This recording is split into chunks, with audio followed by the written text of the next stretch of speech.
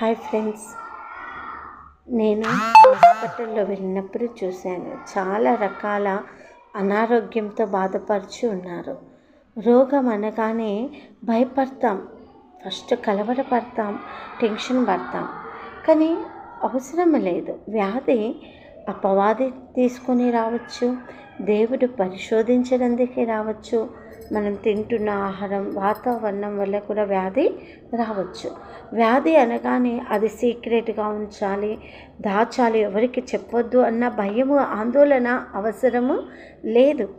ఒకవేళ వ్యాధి నుండి మనం స్వస్థత పొందితే సాక్షిగా నిలుస్తాం. ఆ మరణకరమైన వ్యాధి ద్వారా మరణిస్తే ఆ దేవుని దగ్గర నిత్యానందంలో ఉంటాం. మరణము కూడా ఆయన నుండి మనల్ని ఎడబాపలేదు కాబట్టి ఆ వ్యాధి, ఆ రోగము మనల్ని భయపెట్టాల్సిన అవసరమే లేదు. ధైర్యంగా ఉందాం, సాక్షిగా నిలుస్తాం.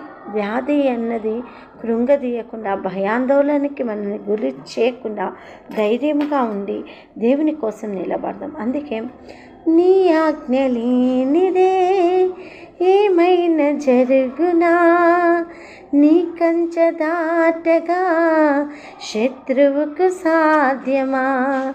నీ ఆజ్ఞ లేనిదే ఏమైనా జరుగునా, నీ కంచె దాటగా శత్రువుకు సాధ్యమా.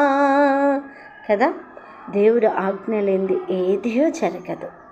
అపవాది చేయాలన్న కీడంతటిని మేలుగా మార్చే దేవుడు.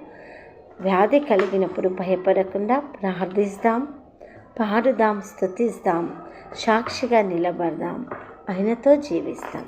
Thank you.